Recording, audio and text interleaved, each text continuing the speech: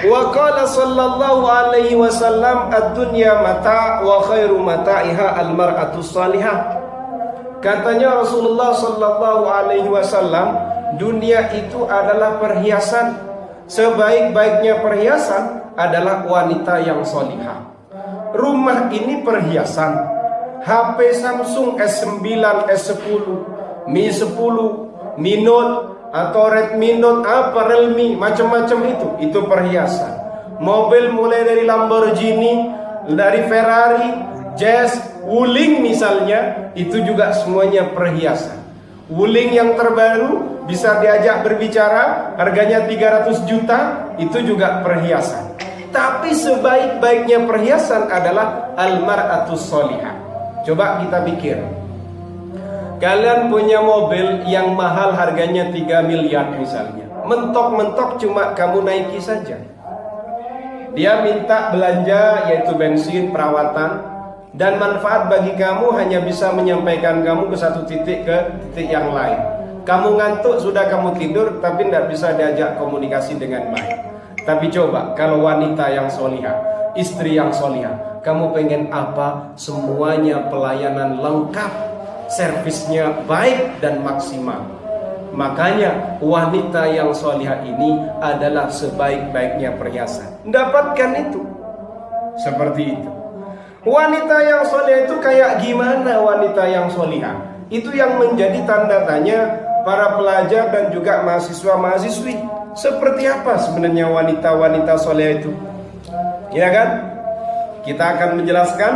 Wa qala sallallahu alaihi wasallam, Nabi Muhammad sallallahu alaihi wasallam bersabda, mastafadal mu'minu, tidak mengambil faidah seorang yang beriman ba'da taqwallahi, setelah bertakwa kepada Allah, khairan lahu min zaujatin salihatin, tidak akan mengambil faidah kebaikan seseorang yang beriman kepada Allah setelah takwa kepada Allah daripada saya ulangi lagi, mastafada, tidak akan mengambil manfaat al-mu'minu, orang yang beriman, ba'da taqwallahi, setelah bertakwa kepada Allah, khairan lahu, yang baik bagi dirinya, min zaujatin salihatin, daripada istri yang salihah.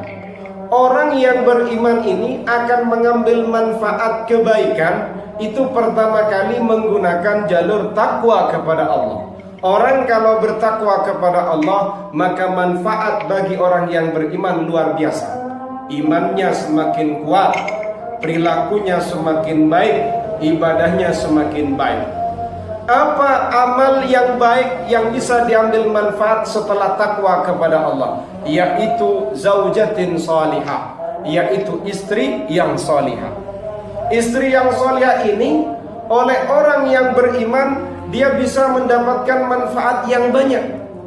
Istri itu tidak hanya fokus di cantik, karena cantik kalau tidak salihah akan menjadikan kamu terinjak. Istri itu tidak hanya cukup dia kaya, karena kaya kadang akan menjadikan kamu terinjak. Diinjak sama dengan istrimu itu.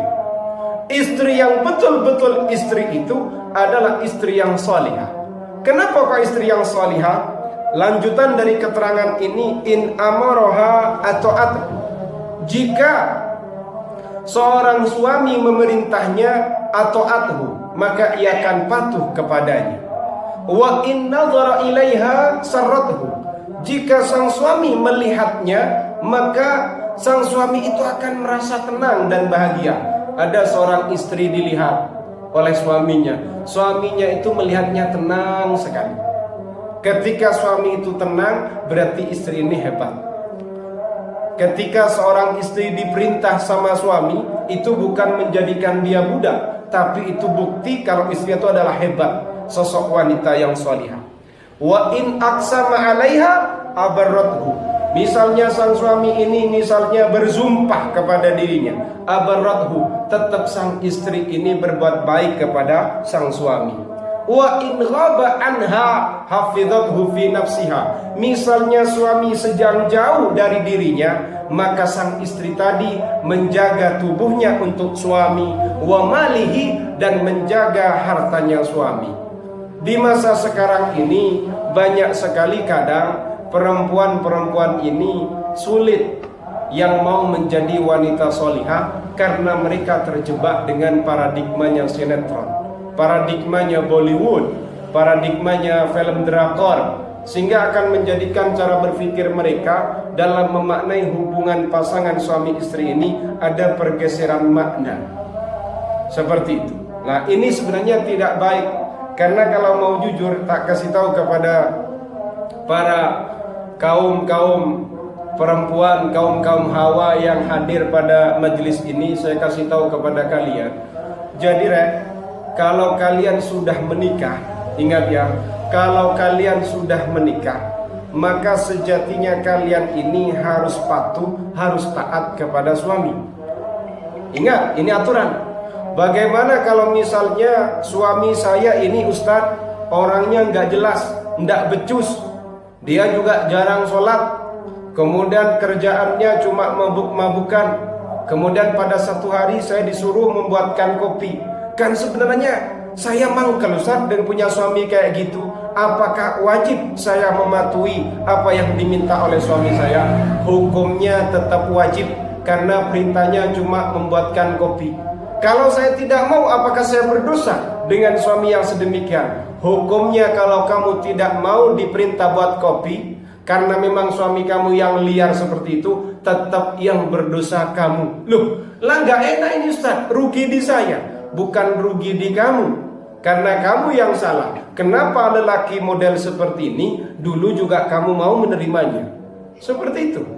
Jadi ingat, para kaum perempuan ya, saya kasih tahu kepada kalian, kalau misalnya lelaki tadi menurut kalian tidak lolos sensor versi akhlak dan agamanya, lebih baik dibuang saja.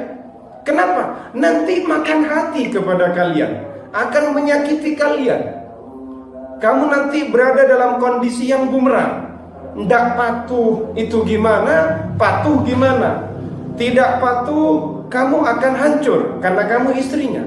Patuh, kamu jengkel, makan hati karena istrimu, karena suamimu adalah sosok penjahat misalnya. Maka dari itu sebelum kalian masuk ke pernikahan, jika suamimu bukanlah orang yang baik, jika calon suamimu bukanlah sosok yang baik, atau dia dari aspek agama dan akhlak tidak lolos sensor, lebih baik dibuang saja, karena itu nanti akan mengancam kepada dirimu dan juga harga dirimu dan juga ketaatan kamu kepada Allah terkait dengan pengabdian kamu kepada suami. Seperti itu. Paham ya?